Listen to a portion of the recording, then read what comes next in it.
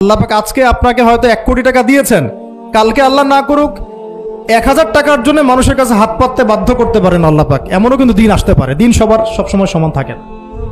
আজকে আপনার কাছে 1 কোটি টাকা আছে, কিছু মনে হচ্ছে না, কালকে কে জানে আল্লাহ না করুক যে 1000 টাকা কারো কাছে চাইতে হচ্ছে, 1000 টাকার জন্য ঠেকে গেছেন, হতে পারে না? রিজিককে মানুষ তাজিম না করলে রিজিক দূরে চলে যায়। দুটো বিষয় খেয়াল রাখবেন, দুটো বিষয়। এক হচ্ছে মাঝে মাঝে মনের মধ্যে কিছু আমল করার ইচ্ছা আসে না? মনে হলো যে আচ্ছা একটু 10টা আয়াত পড়ি, মনে আসে না মাঝে মাঝে? এমন মনে হয় না? ওই সময় এই যে মনের মধ্যে যে এই ইরাদাটা জাগ্রত হওয়া, এটাকে আমরা বলি ওয়ারিদ। অন্য ভাষায় আপনি বলতে পারেন মেহমান। কি বলতে পারেন? এটা আল্লাহর পক্ষ থেকে আপনার কলবের মধ্যে মেহমান হিসেবে এসেছে। এখন আপনি যদি আমলটা করেন, সেই মেহমান বারবার আপনার কলবে আসবে। যদি আপনি ওই সময় আমলটা না করেন, মেহমান চলে যাবে, মেহমান অসম্মানিত হলে পরে আর আসবে না। একইভাবে রিজিক আল্লাহ পাক দিয়েছেন, এর তাজিম যদি করতে পারেন রিজিক বেশি আসবে। রিজিকের তাজিম সম্মান করতে না পারলে রিজিক আসবে না, বেশি কমে যাবে। উসমান রাদিয়াল্লাহু আনহু সবচেয়ে ধনী ছিলেন না? কেন জানেন? কেন? এটা কি জানেন কেন ধনী ছিলেন? একে তো তিনি প্রচুর দান সদকা করতেন, এটা তো আপনারা জানেনই। আরেকটা জিনিস অনেকে জানে না, তিনি উটের পিঠে বসেছিলেন, কিছু একটা খাচ্ছিলেন, এই 2-1টা দানা পড়ে গেছে নিচে। উটের পিঠ থেকে নেমেছেন, নেমে সেই দানা উঠিয়েছেন, পরিষ্কার করেছেন, ধুয়েছেন, আবার খেয়েছেন। তার এই 2-4টা দানার কোনো কিন্তু মানে পরোয়া না করলেও চলে, তার প্রচুর অর্থ সম্পদ আছে। এত অর্থ সম্পদ যে তাবুক যুদ্ধের দিন 30,000 সেনাবাহিনীর দায়িত্ব নিয়েছেন। 30,000 সেনাবাহিনীর দায়িত্ব নিয়েছেন। সেনাবাহিনী যাবে, থাকবে, খাবে, তাবু টাঙাবে, সব দায়িত্ব তার। 30,000 সেনাবাহিনীর দায়িত্ব নেওয়া কি চারটাখানি কথা? তো এই সাহাবী এই কয়েকটা খাবারের দানা উঠিয়ে খেলেন। নবী সাল্লাল্লাহু আলাইহি ওয়াসাল্লাম বলেছিলেন যে তোমাকে আল্লাহ পাক রিজিক বাড়িয়ে দিবেন না কেন? তুমি রিজিকের যে তাজিম, যে সম্মান তুমি করো, এর বদৌলতে আল্লাহ পাক তোমাকে বেহিসাব রিজিক দিবেন। দুইটা বিষয় খেয়াল রাখবো। আমলের মেহমান হৃদয়ের মধ্যে আসলে তাকে ফিরায় না দেওয়া, তাহলে সেই মেহমান কিন্তু আর আসবে না। মেহমানকে মূল্যায়ন করলে মেহমান বারবার আসবে ইনশাআল্লাহ। আর রিজিকের তাজিম না করলে রিজিক কিন্তু আপনার ঘরে বেশি বেশি আসবে না।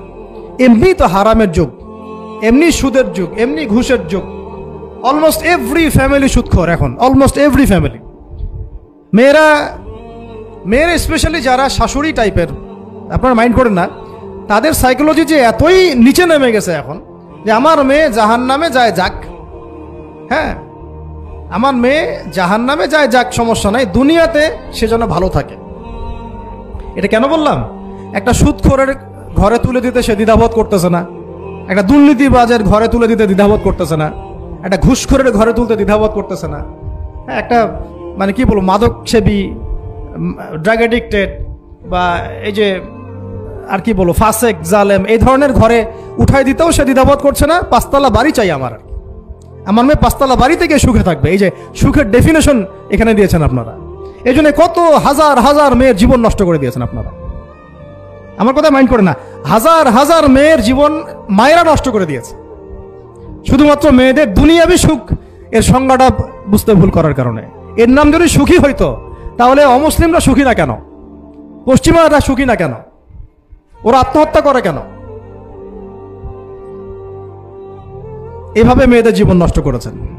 অথচ অল্প যদি হালাল রিজিকও হতো, আল্লাহ পাক তাকে বরকত দিতেন, সুখে থাকতো। তা আল্লাহ পাক আপনাদেরকে রিজিকের মূল্য বোঝার, তাজিম করার তৌফিক দান করেন, আমিন। অনেক ভিতরে চলে যাচ্ছে আমি, সময় আমাদের হাতে আরো শর্ট হয়ে আসতেছে। তো এখানে একটা কথা বলে দিব যে রিজিকের প্রসঙ্গ যেহেতু আসছে, যে হালাল খেতে হবে আমাদেরকে, হারামের দ্বারস্থ হওয়া যাবে না। আপনার স্বামী যদি হারাম খায়, আপনি স্বামীকে বুঝান, তাকে ওই চাকরি ছেড়ে দিতে আপনি উৎসাহিত করেন। আমি আপনাদেরকে একটা অনেস্টির সাথে একটা কথা বলি, যত এই যে প্রশাসনে যত ঘুষখোর আছে, ঠিক আছে, যত দুর্নীতিবাজ আছে, যত মাদক সেবী আছে, মাদকের ব্যবসায়ী আছে, যত সুদখোর আছে, এরা সবাই কেন এই খারাপ কাজগুলো করে জানেন? তার স্ত্রীকে ভালো রাখার জন্য, তার মাকে ভালো রাখার জন্য, তার সন্তানদেরকে ভালো রাখার জন্য। তাহলে স্ত্রী হিসেবে, সন্তান হিসেবে, মেয়ে হিসেবে আপনি বলবেন যে আমাদের এইসব ভালোর দরকার নাই আব্বু, হে আমার প্রিয় স্বামী, আমার এসব ভালোর দরকার নাই। হে আমার ছেলে, আমার এসব ভালোর দরকার নাই, তুই হালাল পথে থাক, ওইখানে তুই আমাকে ডাল ভাত খাওয়া, আমি খুশি আছি। এভাবে আপনারা তাদেরকে মোটিভেট করেন, দেখবেন সমাজে হারাম কমে গেছে ইনশাআল্লাহ। আর হারাম খাওয়া এই ছেলে মেয়েগুলোও কিন্তু মানুষ হবে না।